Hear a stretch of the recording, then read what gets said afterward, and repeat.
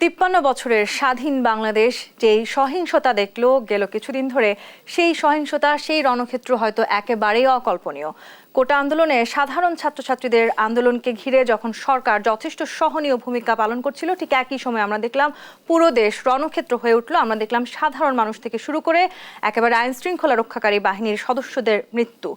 এমন বাংলাদেশকে আমরা দেখতে চেয়েছিলাম, এই সংঘাত, সহিংসতা, এই রণক্ষেত্রকে আমরা দেখতে চেয়েছিলাম। তাহলে এই সংঘাতের পরবর্তী সময়টাতে আসলে আমরা কি চাই? কেন এই সংঘাত? কারা আসলে এই সংঘাতের মদতদাতা? এই সংঘাত থেকে বেরিয়ে এসে আমরা কেমন বাংলাদেশ চাই, সেসব কিছুর উত্তর খোঁজার চেষ্টা করব সহিংসতার বিপরীতে। আজকের ZSRM নিবেদিত দেশ সাম্প্রতিকে আপনাদের সবাইকে স্বাগত জানাচ্ছি। আমি তাসনুভা তন্নি। দর্শক, আজকের এই আলোচনায় আমার সাথে একজন বিশেষ অতিথি আছেন। শুরুতে আমি আমার অতিথির সাথে পরিচয় করে দিতে চাই।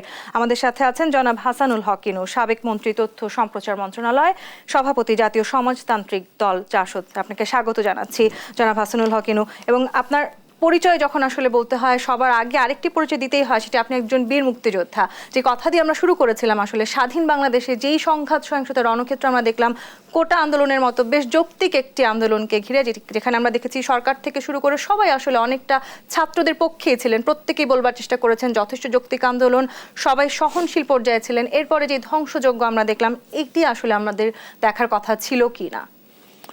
ধন্যবাদ। আমি দেশ টিভির দর্শকদের শুভেচ্ছা জানাচ্ছি।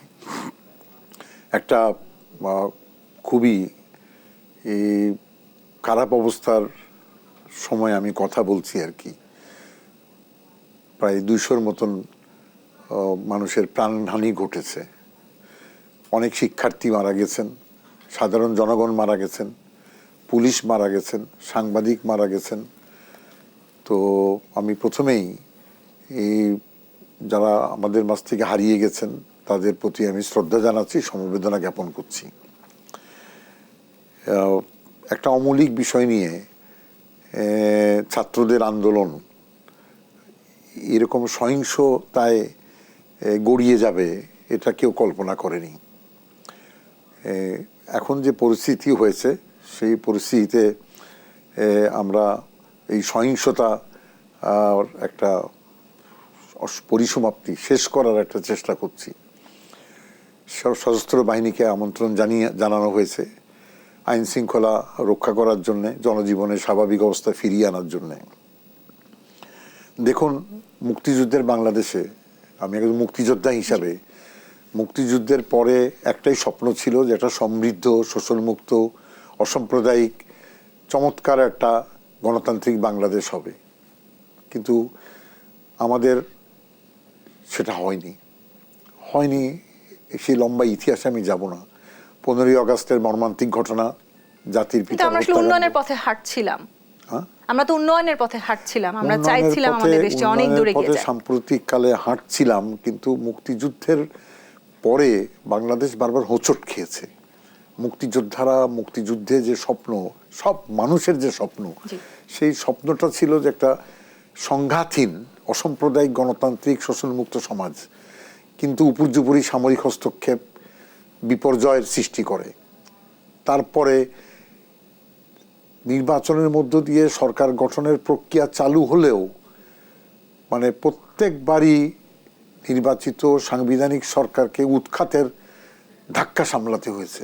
সব কিছু মিলিয়ে যেটুকু উন্নয়ন আমরা দেখছি, তার চেয়ে অনেক গুণ উন্নয়ন করা সম্ভব ছিল, কিন্তু সেটা সম্ভব হয়নি।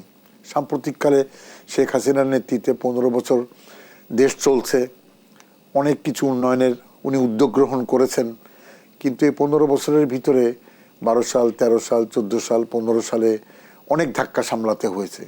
নির্বাচন বর্জনের ঘটনা ঘটেছে, সেই ইতিহাস আপনারা সবাই জানেন, আমি সেটার বিস্তারিত বিবরণে যাচ্ছি না। এক কথায় আমি বলবো, যে বাংলাদেশ চেয়েছিলাম, আজকের এখানে দাঁড়িয়ে কোটা আন্দোলনকে কেন্দ্র করে যে সহিংসতা দেখলাম, যে ধ্বংসযজ্ঞ দেখলাম, যে প্রাণহানি ঘটল, তারপরে একজন মুক্তিযোদ্ধা হিসাবে, নাগরিক হিসাবে আমি হতাশ হচ্ছি, দুঃখ প্রকাশ করছি। তবে দুঃখ প্রকাশ করে তো বসে থাকা যায় না, এখান থেকে বেরিয়ে আসতে হবে নিশ্চয়ই, এবং সামনের দিকে তাকাতে হবে। এবং সেখানে আমি মনে করি, আপনি যেটা প্রথমেই বলেছেন যে কোটা আন্দোলনের একটা বিষয় যেখানে সবাই একমত ছিলাম, সেই একমতের জায়গার থেকে সমাধান হলো না কেন? তো সেখানে আমার কথাটা হচ্ছে যে দেখুন, কোটা আন্দোলন নিয়ে প্রথম কথা সরকারের অবস্থান পরিষ্কার করেননি, বিভ্রান্তি ছিল, বাচ্চারাও বোঝেননি। সরকার তো কোটা বাতিলই করে দিয়েছে 18 সনে। আদালতে একজন কেউ আপিল করেছে, তার ভিত্তিতে এই আন্দোলনটা তো হওয়ার কথা না। এবং ধৈর্য ধরার কথা ছিল যে ছাত্ররা তারা কোটা পদ্ধতির সংস্কার চেয়েছে, ভালো কথা। সরকারও সংস্কার চেয়েছে, আদালতও সংস্কার চেয়েছে। তাহলে এখানে আকাশ পাতাল কোনো পার্থক্য নেই, এটা সমাধানযোগ্য বিষয়। কিন্তু সমাধানযোগ্য বিষয়ে আমি মনে করি যে কোনো সামাজিক রাজনৈতিক বিষয় সামাজিকভাবে রাজনৈতিকভাবে সমাধান করা উচিত, প্রশাসন দিয়ে নিশ্চয়ই, বা অন্য কোনো অরাজনৈতিক পন্থায় সমাধানের চেষ্টা করাটা সঠিক। আলোচনার একটি জায়গা থাকার কথা ছিল। জনাব হাসানুল হক, আপনি খুবই গুরুত্বপূর্ণ একটি মন্ত্রণালয়ের মন্ত্রিত্বের দায়িত্বে ছিলেন। সেই জায়গাটি থেকে একটু জানতে চাই, যখনই আসলে আমরা দেখলাম এই আন্দোলনকে ঘিরে অনেক ধরনের গুজবের জায়গা আমরা সৃষ্টি হতে দেখেছি, বারবার আসলে আপনি যে সময়টাতে মন্ত্রিত্বের দায়িত্বে ছিলেন আপনিও কিন্তু গুজব নিয়ে অনেক ধরনের পদক্ষেপ গ্রহণ করেছেন। এই যে আসলে নানান রকম গুজব ছড়িয়ে যাচ্ছিল সামাজিক যোগাযোগ মাধ্যমে, সেই বিষয়গুলো নিয়ে একটু জানতে চাই। যখন আসলে আমরা স্মার্ট বাংলাদেশের দিকে এগিয়ে যেতে চাইছি, যখন আমরা ডিজিটাল বাংলাদেশের কথা বলছি, সেই সময়টাতে এই গুজবগুলো আসলে আমাদেরকে এই ধরনের আন্দোলনের সময়টাতে কিংবা দেশের অগ্রগতিতে আবার খানিকটা পিছিয়ে নিয়ে যাচ্ছে কি? দেখুন, যেখানে সংঘাত চলবে, সংঘাত থাকে, যেখানে উত্তর মেরু দক্ষিণ মেরুর অমীমাংসায় একটা বিতর্ক চলে, সেখানে মিথ্যাচার গুজব থাকবে। কিন্তু সমস্যা হচ্ছে মিথ্যাচার গুজবকে মোকাবেলা করতে হয় সঠিক খবর পরিবেশনের মধ্য দিয়ে। আজকে পুলিশ যে কর্মকাণ্ড করলো, সেই কর্মকাণ্ড যদি পুলিশ, একটা উদাহরণ দিচ্ছি আমি, নিয়ম হচ্ছে পুলিশ 24 ঘন্টার ভিতরে একটা সরকারি প্রেস নোট দিতে হয়। সেখানে প্রেস নোটে বিবরণ থাকবে যে এই রকম পরিস্থিতিতে এরকম একটা ঘটনা ঘটেছে, এরকম অবস্থায় পুলিশ এই ভূমিকা রেখেছে এবং বিস্তারিত ক্ষয়ক্ষতির বিবরণ থাকবে। এই প্রেস নোটটা একটা হচ্ছে ইতিবাচক ঘটনা। আপনি যখন প্রেস নোট দিবেন না, পুলিশের সঙ্গে সংঘর্ষ হচ্ছে, সেটা সরকারি ভাষ্যটা দিবেন না, আপনি চুপ করে থাকবেন, তখন গুজবই পাখা মেলবে, গুজবই পাখা মেলবে। তা আপনি যদি গত 10 দিনের ঘটনা দেখেন, আমি তো স্বরাষ্ট্র মন্ত্রণালয়ের তরফ থেকে কোনো প্রেস নোট দেখিনি। প্রত্যেক দিন তো প্রেস নোট আসা উচিত ছিল যে এখানে সংঘর্ষ হয়েছে যাত্রাবাড়িতে, এরকম পরিস্থিতিতে এত রাউন্ড গুলি বর্ষণ। আপনি অতীতের যে কোনো সরকার দেখবেন কত রাউন্ড গুলি বর্ষণ হচ্ছে, তার হিসাব দিতে হয়, গুলিটা কত রাউন্ড বলতে হয়, কয়জন মারা গেল সেটা বলতে হয়, আহত কয়জন সেটা বলতে হয়। এটা হচ্ছে সরকারি ভাষ্য। আপনি যখন এটা ভাষ্যের উপরে থাকেন তখন গুজবটা কম হয়। কিন্তু সুতরাং যখন আমরা রাজনীতিবিদরাও কোনো কথা বলছে না, প্রশাসনও কথা বলছে না, স্বরাষ্ট্রমন্ত্রীও কোনো কথা বলছে না, তাহলে গুজবের শহরই হবে, গুজবের শহরই হবে।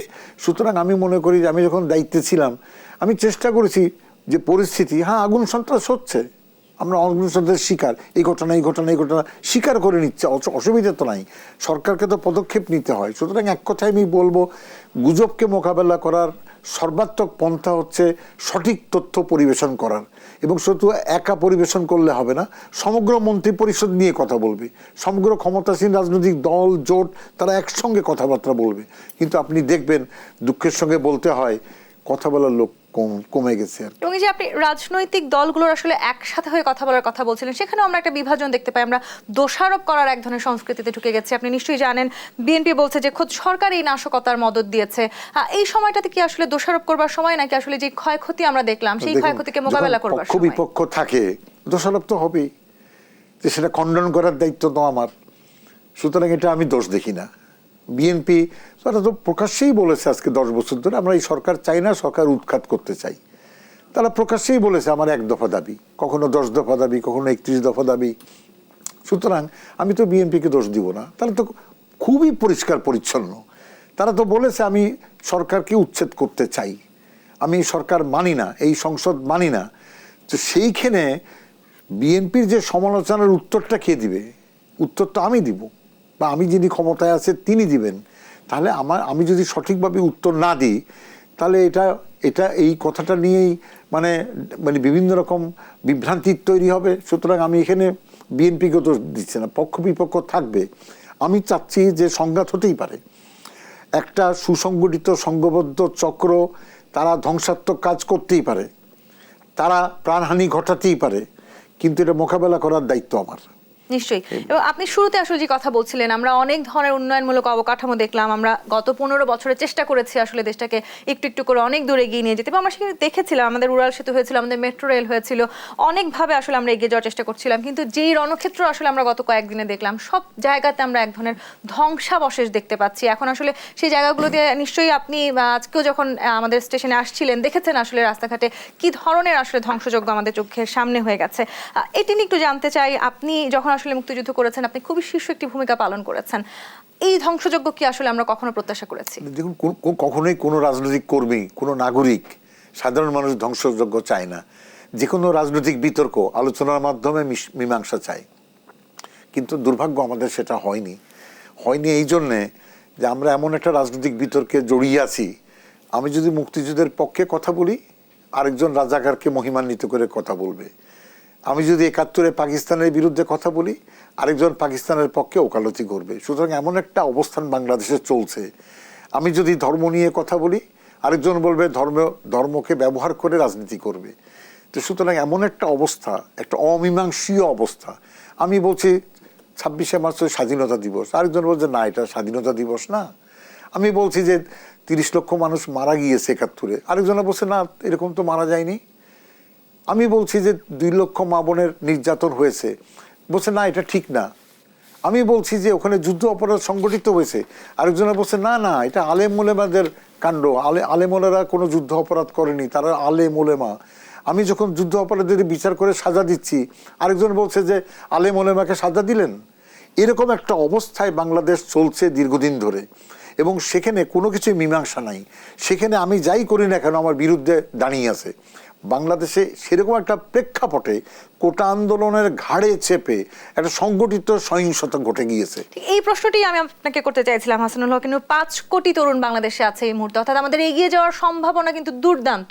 কিন্তু ঠিক একই সময় যাদেরকে সামনে রেখে আমাদের এগিয়ে যাওয়ার কথা ছিল, তাদের আন্দোলনেই আমরা এই ধরনের রণক্ষেত্র, এই ধরনের সহিংসতা দেখেছি। তার মানে তরুণদের আসলে আমাদেরকে সঠিক পথে পরিচালনা করবার আরো একবার আসলে ভাবতে হবে কিনা? অবশ্যই ভাবতে হবে। ছাত্রছাত্রীরা তো তরুণ, উচ্ছ্বাসে ভরা, তারুণ্যদীপ্ত, এবং তারা তো কোনো অন্যায় দাবি করেনি। তারা তো কোটা পদ্ধতি সংস্কার চেয়েছে।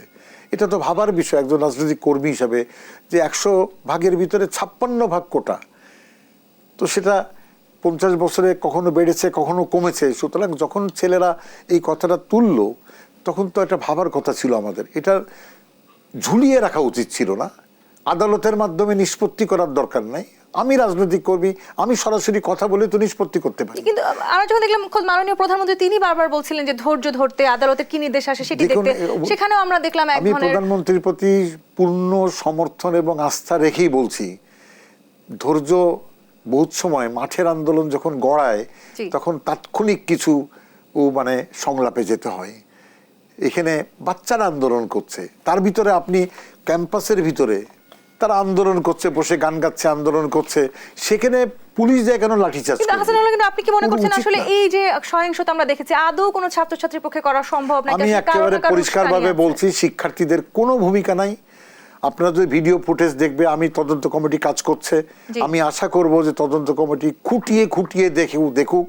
আমার দৃঢ় বিশ্বাস একটা শিক্ষার্থীও সশস্ত্র কোনো তাণ্ডবের সঙ্গে জড়িত না। নিশ্চয়ই কারণ কারো উস্কানি এখানে। তাহলে এটা হচ্ছে না, এটা উস্কানি তো বটেই, কিন্তু একই সঙ্গে সঙ্গে সুসংগঠিত পরিকল্পিত আক্রমণ। কিন্তু এখন বাজারে কথা আছে এই আক্রমণ আমি করেছি সরকারকে বিপদে ফেলার জন্যে, আরেকটা কথা আছে সরকার অন্য কিছু ঢাকার জন্য আরেকজনা করেছে, এরকম বহুত কথা আছে। তা আমি বিচারপতিকে বলবো আপনি খুঁটিয়ে খুঁটিয়ে দেখেন কি আক্রমণ করেছে, এবং চুলচেরা তথ্য বের করে নিয়ে এসে যেই করুক, সেটা আমার ছেলেই হোক আর ছাত্রলীগের ছেলেই হোক, শিবির হোক, জামাত হোক, জঙ্গি হোক, এই সহিংসতার দায় আসলে চিহ্নিত করে বিচারে নিয়ে যান। হাসানুল, কিন্তু আপনার কাছে একটি কোট করে আমি একটি কথা বলতে চাই। আপনার সর্বোচ্চ বড় পরিচয় হয়তো মুক্তিযুদ্ধ, এবং আপনি নিশ্চয়ই এই পরিচয়কে সবচেয়ে বেশি গর্বিত বোধ করেন এই পরিচয় দিতে। ২৫ এপ্রিল ২০২৪ সালে বাংলাদেশের উন্নয়নের দিকে তাকালে আমাদের লজ্জা হয় বলেছিলেন শাহবাজ শরীফ। সেই জায়গাটি থেকে আজকে আমরা আসলে যে ধ্বংসযজ্ঞ দেখলাম, এই প্রশ্নটি রেখে আমি একটি বিরতিতে যেতে চাই। আমাদের সাম্প্রতিক বিরতি নিয়ে ফিরছি, সাথেই থাকুন।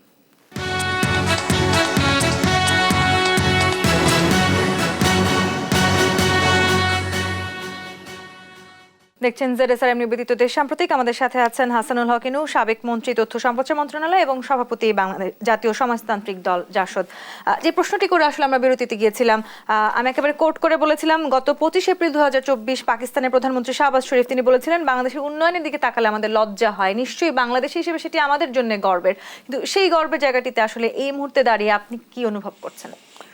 না, পাকিস্তানের প্রধানমন্ত্রী বাংলাদেশের উন্নয়নের ধারাকে প্রশংসা করেছেন, নারীর অগ্রগতিকে প্রশংসা করেছেন, এই জন্য ধন্যবাদ। এর কারণ হচ্ছে যে বাংলাদেশের যদিও উপর্যুপরি সামরিক হস্তক্ষেপ হয়েছে, কিন্তু দিনের শেষে সাংবিধানিক শাসনেই দেশটা চলেছে, যেটা পাকিস্তানে সম্ভব হয়নি। সুতরাং সেই আলোচনায় যাচ্ছি না আমি। তো আমি মনে করি যে একটা ধাক্কা খেলাম, কিন্তু উন্নয়নের ধারা তো এগিয়ে রাখতে হবে, এ তো বিকল্প নাই। কারণ আমরা 17 কোটি মানুষ, 17 কোটি মানুষের মুখে মানে ডাল ভাত দিতে হলে, মাছ মাংস দিতে হলে আমাকে উন্নয়নের ধারা এগোতেই হবে। এবং তার জন্যে যেটা আমি মনে করি যে সমস্যাটা তৈরি হয়েছে, এই সমস্যার থেকে দেশটাকে উদ্ধার করে একটা স্থায়ী শান্তির জায়গাতে নিয়ে যেতে হবে। এবং তার জন্য আমি মনে করি যে প্রথমে তো সরকারের একটা আস্থা ফেরত আনতে হবে। আস্থা, জনগণের একটা আস্থা ফেরত আনতে হবে যে সরকার যে দেশ শাসন করছেন, জনগণের জন্য পদক্ষেপ নিচ্ছেন, সরকার যা বলবেন সেই কাজটা সরকার করতে পারছে, এই আস্থাটা ফেরত আনা হচ্ছে এই মুহূর্তে প্রথম কাজ। আর দ্বিতীয় কাজটা হচ্ছে পরিস্থিতি স্বাভাবিক করা, শিক্ষাঙ্গনের পরিস্থিতি স্বাভাবিক করা, জনজীবনের পরিস্থিতি স্বাভাবিক করা। ধীরে ধীরে কিন্তু আমরা দেখছি আসলে একটু পরিস্থিতি স্বাভাবিক হয়ে আসছে এবং স্বাভাবিকভাবেই জনগণ নিশ্চয়ই বন্দি দশা থেকে মুক্তি পাচ্ছে। আজকে আপনি নিশ্চয়ই দেখেছেন যে কারফিউ শিথিল হওয়ার কারণে কিন্তু অনেক মানুষ আসলে ঘর ছেড়ে বেরিয়েছেন। এগুলো নিয়ে একটু জানতে চাই, এই সহিংসতা তার মানে আসলে কেউই পছন্দ করছেন না, কেউই চাননি এই ধরনের সহিংস রূপ আসলে বাংলাদেশে ঘটুক। এই যে তথ্যের কথা আপনি বলছিলেন, আস্থা ফিরিয়ে আনবার কথা বলছিলেন, আপনি যেহেতু তথ্যমন্ত্রী ছিলেন, আবার একটু ওই জায়গাটি মনে করে দিয়ে আমাকে বলতে হচ্ছে, আমরা বারবার দেখছি, আজকেও আমরা দেখলাম যে বলা হচ্ছে সঠিক তথ্য প্রচার করবার কথাটি বিশেষভাবে গুরুত্ব দেওয়া হচ্ছে। সামাজিক যোগাযোগ মাধ্যমে যখন আসলে ভিন্ন রকমের তথ্য প্রচার হচ্ছে, গুজবের কথা আমরা বলছিলাম, সেই সব কিছু থেকে ফিরিয়ে নিয়ে আসার উপায় কি মনে করেন? আমি আবার একই কথা বলবো যে আপনি গণমাধ্যম থেকে সঠিক তথ্য প্রচার করেন। রাস্তায় যদি কোনো পুলিশের সংঘর্ষে কেউ যদি মারা যায় এবং তার জন্য সেই পুলিশ যদি দায়ী থাকে, তাহলে সেই ঘটনা বলেন, লুকানোর দরকার তো নাই। পাবলিক তো বুঝবে যে কোনটা ভালো কোনটা মন্দ। আর পুলিশ আক্রান্ত হয়েছে, উপায় নাই, সে বাধ্য হয়ে গুলি করেছে, সেটাও পাবলিক বুঝবে। পাবলিক তো বোকা না, জনগণ। সুতরাং আমি কথা হচ্ছে যে যেটা বলছেন জনজীবনের স্বাভাবিক রাস্তাঘাটে লোক বেরোচ্ছে, এটা স্বাভাবিকতা না। শিক্ষা অঙ্গন বন্ধ আছে, তাহলে ছেলেরা বলেছে শিক্ষাঙ্গনটা খুলে দেন, সঠিক কথা বলেছে। কত দ্রুত শিক্ষাঙ্গনটা খোলা যায়, আর শিক্ষাঙ্গন খুলবো, তারপরে ওখানে ছাত্র সংগঠনগুলো মারামারি করবে, তাহলে সেটা কিভাবে মোকাবেলা করবেন? তাহলে সেটা একটা পদক্ষেপ নিয়ে বলতে হবে যে শিক্ষাঙ্গন খুলবো, কিন্তু ছাত্র সংগঠন পরস্পরে মারামারি করবে না, হলগুলোতে সিট নিয়ে বাণিজ্য হবে না। সুতরাং আমি বিস্তারিত যাচ্ছি না, কিন্তু ক্যাম্পাসের ভিতরে, শিক্ষা প্রতিষ্ঠানের ভিতরে একটা পরিবেশ তো তৈরি করবেন আপনি। 2, শিক্ষা প্রতিষ্ঠানের ভিতরে পুলিশ যদি লাঠি নিয়ে দাঁড়িয়ে থাকে, এটা তো অস্বাভাবিক পরিস্থিতি, তাহলে শিক্ষা প্রতিষ্ঠানের ভিতরে কোনো পুলিশ থাকবে না। সেই পরিবেশ ফিরিয়ে নিয়ে আসার জন্য সেই পরিবেশটা ফিরিয়ে আনতে হবে। আর সবচেয়ে বড় কথা, জানেন, সম্পদের ক্ষয়ক্ষতি সেটা পূরণ করার চেষ্টা করব। মনের যে ক্ষত বিক্ষত, সেটা কিভাবে ঠিক করব। যেরকম একটা কথা বলছি আমি, প্রায় সরকারি ভাষ্যেই দেখছি 197 জন এখন পর্যন্ত মারা গেছেন, অনেক শিক্ষার্থী। আজকে আমি দেখলাম স্বরাষ্ট্রমন্ত্রী বা কে কোন সরকারের বড় মন্ত্রী যায় পুলিশের যে মারা গেছে সেখানে 2 লক্ষ টাকা, 5 লক্ষ, 15 লক্ষ টাকা দিচ্ছেন। তাহলে আর যে 190 জনের কি হলো? আপনি তো এখনো শিক্ষার্থীর বাড়িতেও যেতে পারেননি। তাহলে যারা মারা গেছে সবার জন্য একসঙ্গে কাজটা শুরু করেন। পুলিশও মারা গেছে, সাংবাদিকও মারা গেছে, শিক্ষার্থীও মারা গেছে, একটা পথচারী টোকাইও মারা গেছে। তাহলে টোকাইয়ের জীবনটা কি মানে অর্থহীন জীবন? তা আমি আশা করেছিলাম এই যে এইসব জায়গাগুলোতে প্রশ্ন তৈরি করে, তা আমি আশা করেছিলাম যে প্রশাসনের তরফ থেকে সবাই এক চোখে দেখবেন। আমার তো উচিত ছিল প্রথমে শিক্ষার্থীর বাসায় যাওয়া, আমার তো উচিত ছিল প্রথমে হাসপাতালে যে আরও যারা আহত আছে তাদের ওখানে যাওয়া। আপনি পুলিশেরা সদস্যদের দেখছেন, আপনি দলীয় ছেলেবেলেদের দেখছেন, কই আমি তো দেখলাম না। যে নিশ্চয়ই আসলে প্রশাসন সাধারণ থেকে যে এই ছেলে ধরনের মেয়েগুলো ব্যবস্থা নেওয়া হবে। মানে আহত হয়ে পড়ে আছে হাসপাতালে, তাহলে আপনি স্বাভাবিক অবস্থাটা ফেরত আনতে গেলে ছাত্রদের মনের যে ক্ষত, দুঃখটা তো দূর করব আমি। এবং আমি এটা খুব সহজ, বাচ্চা ছেলে তো খুব মারা সাধারণের গেছে, সাথে তো আসলে মিশে মারা যেতে গেছে, হবে। তাহলে রংপুরে যে ছেলেটা মারা গেছে তার বাড়িতে কে গেছে? প্রশাসনের নিশ্চয়ই আমরা আসলে এই কেউ গেছে, পদক্ষেপগুলো কেউ যায়নি। প্রশাসনের পক্ষ থেকে নিতে নেওয়া হবে সেই প্রত্যাশা আমরা আসলেই না, করতে তার চাই। মানে আপনার আমি কথার সাথে। স্বাভাবিক পরিস্থিতি ফেরত আনার জন্য প্রথম কাজ হচ্ছে এমন কিছু কাজ করব যে কাজের মধ্য দিয়ে একটা আস্থা ফেরত আসবে। ছাত্ররা বলবে যে খুবই না, গুরুত্বপূর্ণ। সরকার আমার আমার আমার মনের ক্ষতটা মানে দূর করছে। দুই, আমরাও সেই প্রত্যাশা আমি রাখতে চাই। জনজীবনের যে মানে আপনি বিচার বিভাগের তদন্ত কমিটি করেছেন, কতদিন লাগবে? আপনাকে তো দৃষ্টান্তমূলক, আমি কালকেও একটা জায়গায় বলেছি যে যে পুলিশটা সরাসরি উপরি গুলি করে রংপুরের ছাত্র মেরে ফেললো, অন্তত সাময়িক কালের জন্য সেই পুলিশটাকে থানাতে আটকান, তারপরে বিচারে যা হয় এটা কি সঠিক করেছে না বেঠিক করেছে, প্রয়োজনে মেরেছে না অপ্রয়োজনে মেরেছে, সেটা পরে দেখবো আমরা। আপনি আমেরিকাতে কি ঘটেছে, এরকম ঘটনা ঘটেছে, তাকে তো আটকেছেন আগে, তাহলে এখনো পর্যন্ত সেই পুলিশকে আটকানো হলো না কেন? তার মধ্যে ব্যবস্থা নেওয়ার কথা বলেছে সরকার, যত দ্রুত সম্ভব। এইভাবে তো হয় না। আমি দর্শককে বলবো, ব্যবস্থা নেওয়ার কথা যখন মুখ দিয়ে একটা কথা সরকারের বাড়াবে, সাথে সাথে পদক্ষেপ হতে হয়, তাই না? এটা তো ঝুলিয়ে রাখার বিষয় না। যত দ্রুত সম্ভব আসলে আমরা এই যত পদক্ষেপগুলো দ্রুত না, আমি বলবো যে ব্যবস্থা নিব, তাহলে আমি 5 জনের গ্রেপ্তার চাই। আপনি 3000 লোককে গ্রেপ্তার করেছেন, কিন্তু গুলি করার জন্য কাকে গ্রেপ্তার করেছেন? সেই জায়গাগুলো নিয়ে তাই আসলে না? আমাদের তাহলে ভাবতে হবে। বিচার বিভাগের তদন্ত হবে, তারপরে গ্রেপ্তার করব। আমি তো প্রশাসন এইভাবে দেখি না।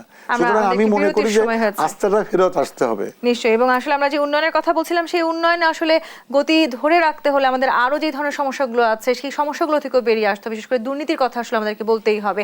এই জায়গাগুলো নিয়ে আমরা একটু আলোচনা করতে চাই। হাসান আলী, কিন্তু আমাদের একটি বিরতির সময় হয়েছে। দর্শক, ZSRM নিবেদিত দেশ সাম্প্রতিককে আরো একটি বিরতি নিয়ে ফিরছি, সাথেই থাকুন।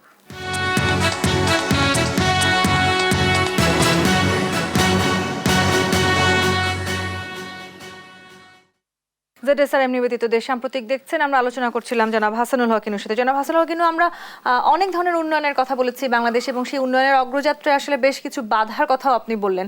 সেই বাধাগুলোর জায়গা থেকে একটু জানতে চাই যে উন্নয়নের অগ্রযাত্রায় আসলে এই মুহূর্তে আমরা আছি, সেই সময়টাতে যখন আমাদের বেনজির কিংবা মতিউর কিংবা প্রশ্ন ফাঁসের মতো দুর্নীতি দেখতে হয়, সেখান থেকে উত্তরণের পথ আসলে আমরা কিভাবে খুঁজে বের করতে পারি? দেখুন, যে উন্নয়নের ট্রেন চলছে, সমৃদ্ধির ট্রেন চলছে, এটা সবাই এখন স্বীকার করছেন যে দুর্নীতিবাজদের একটা সিন্ডিকেট, অর্থাৎ অসৎ আমলা, অসৎ রাজনীতিক, অসৎ ব্যবসায়ী, এই তিনের একটা সিন্ডিকেট ঢাকা থেকে উপজেলা পর্যন্ত কাজ করছে। আমি মনে করি উন্নয়নের ট্রেনে এরা ঘর কাটা ইঁদুরের ভূমিকা পালন করছে এবং উন্নয়নের সুফলটা খেয়ে ফেলছে। সুতরাং এটা আটকানোর বুদ্ধি কি? আপনি বেনজির সাহেবের কথা বললেন, আমাদের তো এতগুলো গোয়েন্দা পুলিশ আছে। রিসোর্ট তো একদিনে তৈরি হয়নি, রিসোর্ট তৈরি করতে তো 2-5 বছর লেগেছে গোপালগঞ্জে। তো গোয়েন্দারা কি করলেন? গোয়েন্দারা রিপোর্ট দিবেন না? আজিজ সাহেবের কি প্রবলেম হয়েছে এটা জানেন না গোয়েন্দারা? তাহলে আমার কাছে মনে হয়েছে যে আইনের শাসনের একটা ঘাটতি হয়েছে, সুশাসনের ঘাটতি হয়েছে। সুতরাং উন্নয়নকে যদি সামনের দিকে এগিয়ে নিতে হয়, এই মুহূর্তে দুটো চ্যালেঞ্জ। একটা হচ্ছে দুর্নীতিবাজের সিন্ডিকেট ধ্বংস করতে হবে এবং তার জন্য সুশাসন প্রতিষ্ঠা করতে হবে। সুশাসন মানে কি? আইনের ঊর্ধ্বে কেউ না, চোখ বন্ধ করে আপনার এটা প্রয়োগ করতে হবে। এবং যে আইন বর্তমানে আছে সেটা দিয়েই তো সম্ভব। এর সঙ্গে বাড়তি একটা আইন লাগবে, যে আমি দুর্নীতিবাজদের বিচার করার জন্য একটা বিশেষ কোর্ট করে দিব, বিশেষ কিছু আইনের ধারা করব যাতে খুব দ্রুত বিচার করে সাজা দিতে পারি যদি দোষী হয়। ঠিক একই সঙ্গে সঙ্গে দলবাজি। আপনি নিচের স্তরে, আমি ক্ষমতার সঙ্গে আছি, আমার দল নিচের স্তরে সে লাঠি ঘুরাচ্ছে জনগণের উপরে, এটা তো ঠিক না। প্রশাসনের তোয়াক্কা করে না, কিছুই করে না। দলবাজি একটা অভিশাপ হয়ে গেছে, দুর্নীতি একটা অভিশাপ হয়ে গেছে। যে উন্নয়নের জন্য প্রধানমন্ত্রী সকাল বিকাল কাজ করছেন, সেই উন্নয়নটাকে তো থমকে দিচ্ছে এই দলবাজি, ক্ষমতাবাজি আর দুর্নীতির সিন্ডিকেট। এটা কি সমাধানযোগ্য না? গুটি কয়েক মানুষের জন্য আমাদের উন্নতিতে আমরা বাধা দিচ্ছি। সমাধানযোগ্য তো এটা কি করতে হবে? এই আন্দোলনটা নিচের থেকে হবে না, এটা উপর থেকেই হবে। প্রধানমন্ত্রীর শাসনদণ্ড উনি প্রয়োগ করুক, দেখি কোনো মানুষ তো বিরুদ্ধে যাবে না। দুর্নীতিবাজকে যদি কারাগারে নিক্ষেপ করা হয়, কেউ তো তার জন্য মিছিল করবে না, তদবির করবে না। সুতরাং আজকে যে প্রশ্নটা আপনি করেছেন, আমি যখন স্বাভাবিক পরিস্থিতির কথা বলবো, তাহলে জনগণের ধুমায়িত যে বিক্ষোভ বা অভিযোগগুলো, সেটাকেও আমাকে মোকাবেলা করতে হবে, সমাধান করতে হবে। শুধুমাত্র কারফিউ তুলে নিয়ে, শুধুমাত্র সন্ত্রাসীদের বিচার আচার করে কালকে আমি স্বস্তি দিতে পারবো না। স্বস্তি দিতে হলে আমাকে নিচে জনগণের যে অভিযোগ, প্রত্যেকটা সেবা প্রতিষ্ঠানে, বিদ্যুতের অফিস থেকে শুরু করেন, রাজস্ব অফিসে যান, টাকা ছাড়া কোনো কাজ হয় না। আমি প্রভিডেন্ট ফান্ডের টাকা তুলবো, সেখানে ঘুষ দিতে হবে। আমি একটা প্রাথমিক শিক্ষক, গরিব শিক্ষক, সেই টাকা তুলতে গেলেও ঢাকাতে ঘুষ দিতে হয়। তাহলে যেখানে যাবেন সেখানে ঘুষ দিতে হবে। একটু কি আইনের শাসন কায়েম করা যায় না? এটা তো করা যায়। আমি সবশেষে বলবো যে, আপনি যে প্রশ্ন করেছেন, এই যে সাম্প্রতিক সহিংসতা কি প্রমাণ করলো? প্রথম প্রমাণ করলো যে সুসংগঠিত সন্ত্রাসী চক্র শেষ হয়নি। এত করে সরকার, প্রশাসন ও স্বরাষ্ট্রমন্ত্রী বলেছে যে জঙ্গিবাদ শেষ, তাহলে এই ঘটনা ঘটলো কিরম করে? দুই, প্রমাণ করলো যে তাহলে বাংলাদেশে কালকে আওয়ামী লীগের নিজেরাই বসেছেন, তারা বলেছে এলাকায় আওয়ামী লীগের সংগঠন ব্যর্থ হয়েছে। তাহলে কেন ব্যর্থ হলো আওয়ামী লীগ? এলাকার ঠিক রাখতে, সন্ত্রাসীদের বিরুদ্ধে ভূমিকা রাখতে পারলো না কেন? চরম অন্তর্দ্বন্দ্ব, চরম দুর্নীতি, যার জন্য পার্টি ক্ষতবিক্ষত হয়ে গিয়েছে। তাহলে এই যে প্রমাণ করলো, এটা তো সমাধান করতে হবে। প্রমাণ করলো যে কোনো সমস্যা আমলা দিয়ে সমাধান করতে যেন না, রাজনীতির সমস্যা রাজনীতির মাধ্যমে হবে। প্রমাণ করলো আবারও সেই বিএনপি এত কিছুর পরে কোটা আন্দোলনের সুযোগে এক দফার আন্দোলন করার হুমকি দিল। তাহলে এরকম একটা পরিস্থিতিতে আমি যখন চিন্তা করব যে পরিস্থিতি স্বাভাবিক আনবো, তাহলে কি করা উচিত? আমি সেখানে মনে করি যে ঠিক আছে, আজব কাজক কারফিউ উঠে যাবে, কিন্তু সন্ত্রাসের যে বিচারটা কিভাবে হবে? অতীতে অনেক সন্ত্রাস হয়েছে, প্রমাণ হয়েছে যে বিচার ঠিকঠাক হয়নি। ঠিকঠাক হলে তো এই ঘটনা ঘটতো না। তাহলে বিচারটা ঠিকঠাক কিভাবে করবো সেটা ঠিক করেন। দৃষ্টান্তমূলক একটি বিচার আসলে আমাদের সামনে থাকতে হবে। বিচার মানুষ দৃশ্যমান দেখবে। সবাইকে আপনি বারবার যে কথা বলছেন, আসলে সব জায়গাগুলোকে, সব সেক্টরগুলোকে একসাথে হয়ে আসলে কাজ করতে হবে, কোনো একটি ঐক্যবদ্ধভাবে কাজ করতে হবে। কিন্তু আরেকটা বিষয় আছে, এটা ঐক্যমত্য দরকার রাজনীতির ব্যাপারে। নিশ্চয়ই আমি কোটা আন্দোলনের পক্ষে সোচ্চার সমর্থন দিচ্ছি, ধ্বংসযজ্ঞ হয়ে যাচ্ছে একটা বিবৃতিও দিচ্ছি না, চুপ করে আছি। এইভাবে তো দেশ চলে না। সুতরাং ধ্বংসযজ্ঞ, সন্ত্রাস বর্জনে একটা জাতীয় ঐক্যমত্য দরকার। একদম শেষ সময় চলে এসেছি আমরা। জনাব হাসানুল হক, আগামীর বাংলাদেশ আসলে আপনি কেমন দেখতে চান? আপনার চোখে আগামীর বাংলাদেশের স্বপ্নটা ঠিক কেমন, সেটা দিয়ে একটু শুনে শেষ করতে চাই। প্রেক্ষাপটে একটাই কথা বলবো যে আমি একটা সন্ত্রাস মুক্ত, জঙ্গিবাদ মুক্ত, সাম্প্রদায়িকতা মুক্ত, শোষণ মুক্ত বাংলাদেশ দেখতে চাই। সমৃদ্ধ বাংলাদেশ, যেখানে আইনের শাসন থাকবে, সুশাসন থাকবে, যেখানে ঘরে ঘরে মানে শান্তি এবং একটা পরিবেশ থাকবে। সেক্ষেত্রে আসলে বাংলাদেশের এগিয়ে যাওয়ার প্রয়োজন। আপনি বলছিলেন যে সবাইকে আসলে একসাথে নিয়ে আমাদের এগিয়ে যেতে হবে। একজন মুক্তিযোদ্ধা হিসেবে আসলে আপনারা যেই বাংলাদেশের স্বপ্ন দেখেছিলেন, এখনকার যে তরুণদের কথা আমরা বলছি, বাংলাদেশে 5 কোটিরও বেশি তরুণ আছে, তাদের উদ্দেশ্যে যদি আপনার কিছু বলার থাকে। আমি তরুণদের বলবো যে কোটা আন্দোলনের মৌলিক বিষয় নিষ্পত্তি করেছে আদালত, সরকার। তোমরা ক্লাসে ফেরত যাও এবং তোমরা পড়াশোনায় মনোযোগ দাও। তোমাদের শিক্ষাঙ্গনের যে পরিবেশটা আমরা ভালো করার সর্বাত্মক চেষ্টা করব।